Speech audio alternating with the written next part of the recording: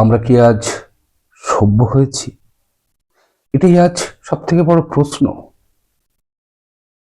Civilisation কি শুরু হয়েছে? আমরা আজ বর্তমান সময়ে দাঁড়িয়ে নিজেদেরকে সভ্য বলে দাবি করি, কিন্তু এই সভ্য বলে দাবি করার পশ্চাতে লুকিয়ে আছে আমাদের সীমাহীন অসভ্যতা। আর সারা পৃথিবী জুড়ে অরাজকতা, যুদ্ধ, ধ্বংস, অস্ত্র বিক্রির জন্য যুদ্ধক্ষেত্র তৈরি করে নেওয়া, দুর্বল দেশকে আরো দুর্বল করে দেওয়া, দুর্বল দেশ থেকে সমস্ত সম্পদ গ্লোবালাইজেশনের নাম করে, ইন্ডাস্ট্রিয়ালাইজেশনের নাম করে লুট করা। আমরা দেখছি শিল্প বিপ্লব হয়েছে।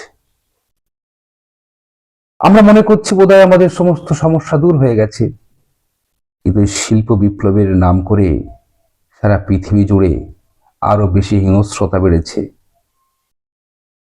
শিল্প বলতে মানুষের জীবনের মানোন্নয়নের জন্য যে শিল্পগুলো করা দরকার ছিল, তার পরিবর্তে হয়েছে অস্ত্র তৈরির শিল্প।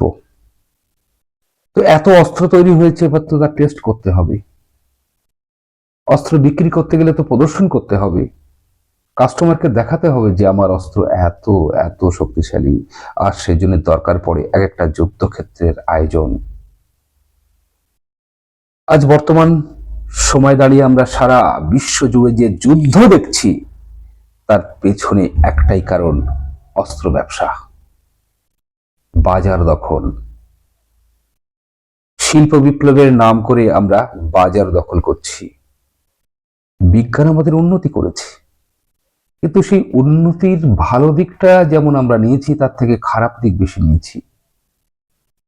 আমরা প্রয়োজনের থেকে বেশি বস্তু সামগ্রী উৎপন্ন করছি। এই উৎপাদন করার সামগ্রীগুলো নিয়ে আমরা বাজারে ঝাঁপিয়ে পড়ছি। আজ আপনি দোকানে গিয়ে দেখবেন, ছোটখাটো জিনিস কিনতে পাবেন না, বড় বড় কৌটোর জিনিস একটার সঙ্গে আরেকটা ফ্রি। অর্থাৎ 1 কিলো কিনলে আরেক কিলো ফ্রি। আপনার দরকার হয়তো 100 গ্রাম, আপনাকে কিনতে হবে 1 কিলো। কারণ মেশিন বেশি প্রোডাক্ট করছে, বিক্রি করতে হবে, মানুষকে বেশি দিতে হবে, মানুষের কাছ থেকে বেশি পয়সা নিতে হবে। আর আপনি প্রয়োজনের অতিরিক্ত জিনিস বেশি পয়সা দিয়ে কিনে আপনার পকেটে টান পড়ছে। প্রয়োজনীয় অতিরিক্ত জিনিস ব্যবহার করার জন্য আপনার ব্যক্তিগত জীবনে স্বাচ্ছন্দ্য কমছে। যেটুকু আপনার দরকার নয়, তার থেকে বেশি যদি আপনি ব্যবহার করেন, এই যে প্রয়োজনের অতিরিক্ত জিনিসটাই আপনার জীবনে পয়জন তৈরি করছে। আজ বর্তমান সময়ে মানুষ শারীরিক মানসিকভাবে অসুস্থ, আর তার পেছনে বড় কারণ হলো এই বিশ্ব জুড়ে মানুষের শিল্প বিপ্লব এবং গ্লোবালাইজেশনের নাম করে নির্যাতন, লুট, মনুষ্যত্বকে পশুত্বে নামিয়ে দেওয়ার নির্মম চক্রান্ত। এর পেছনে একটাই কারণ, মানুষ আজও মানুষ হয়নি। আজ যদি সভ্যতা শুরু হতো, আজ যদি আমরা নিজেদেরকে সভ্য বলে দাবি করি,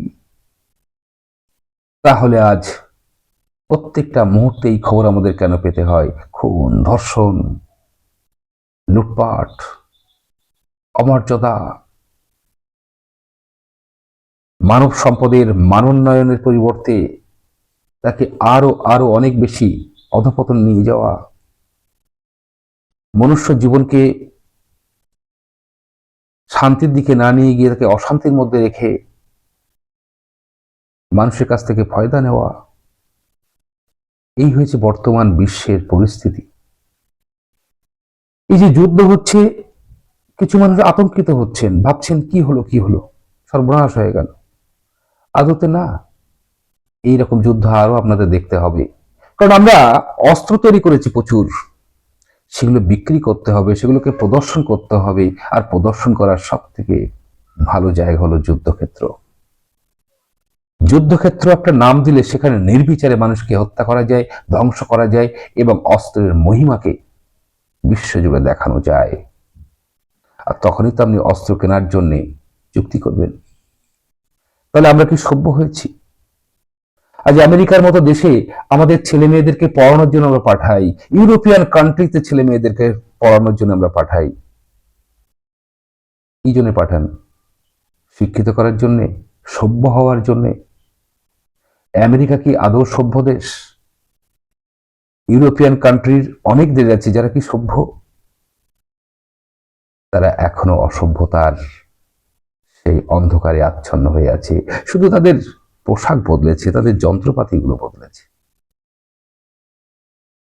যে দেশ সারা পৃথিবীর মানুষকে অ্যাগ্রেশনের মধ্যে ফেলে রাখে, যে দেশ সারা পৃথিবীর মানুষকে নির্যাতনের মধ্যে ছুড়ে দেয়, যে দেশগুলো সারা পৃথিবীর মানুষকে শোষণ করে, দাঙ্গা বাঁধায়, লুটপাট তৈরি করে, মানুষের মধ্যে বিভেদ তৈরি করে ফয়দা লাভ করার চেষ্টা করে, সেই সকল দেশকে আমরা সভ্য বলবেন? আপনাদের ঘরের ছেলে মেয়েদেরকে পাঠাচ্ছেন সেই সকল দেশে শিক্ষিত করার জন্য। আমার ছেলে আমেরিকা থেকে পড়াশোনা করে এসেছে, আমার ছেলে আমেরিকায় থাকে, আমার ছেলে ইউরোপের অমুক কান্ট্রিতে থাকে। এগুলো একটা অহংকার। আদতে এই সকল দেশগুলোতে শেখার কিছু নেই। যে দেশ অ্যাগ্রেশনে মেতে আছে, যে দেশ মনুষ্যত্বের বিকাশের পরিবর্তে মনুষ্যত্বের অধঃপতনের জন্য তারা চেষ্টা করে, সেই দেশ কি শিক্ষা দেবে? সেই দেশে আপনাদের সন্তানদের পাঠিয়ে আপনারা কোন শিক্ষায় শিক্ষিত করতে চান? ভারতবর্ষে যে সম্পদ আছে, ভারতবর্ষে যে শিক্ষা আছে, সে শিক্ষা অতুলনীয়। ভারতবর্ষ এমন একটি দেশ যে দেশ সারা পৃথিবীতে শান্তির বার্তা দিয়েছে এই যুদ্ধের মাঝে দাঁড়িয়েও। ভারতবর্ষ এমন একটি দেশ যে দেশ আগে থেকে কারো সঙ্গে যুদ্ধে জড়ায় না, কিন্তু কেউ তাকে ক্ষতি করলে সে তাকে ছেড়েও দেয় না। এটাই ভারতবর্ষের বৈশিষ্ট্য। আগ বাড়িয়ে যুদ্ধে যাওয়া, ধ্বংস করার জন্য এগিয়ে যাওয়া ভারতবর্ষের সংস্কৃতি না। সেই ভারতবর্ষের নাগরিকদের গর্ব করা উচিত যে এমন একটা দেশে আমরা বাস করেন। আর সেই দেশে থেকে সেই দেশের মধ্যে অরাজকতা করা, সেই দেশের মধ্যে বিভেদ তৈরি করা, এটা হলো দেশ বিরোধী কর্ম। যে ব্যক্তি দেশের সংস্কৃতি জানে না, দেশকে ভালোবাসে না, ভারতবর্ষে থাকার তার অধিকারও নেই। সে ভারতীয় হতে পারে না। আর যাই হোক, আমরা অনেকে মনে করি বোধহয় ইউরোপিয়ান কান্ট্রি, আমেরিকা, এই সকল দেশগুলো বোধহয় সভ্য। আদতে তারা সভ্যতার নাম করে সমস্ত পৃথিবীকে জঙ্গল রাজ উপহার দিয়েছে। তারা অসভ্যতাকে চরম সীমায় নিয়ে গেছে। এই সকল দেশগুলোর আজ পতনের দরকার, এই সকল দেশগুলোর আজ অধপতনের দরকার।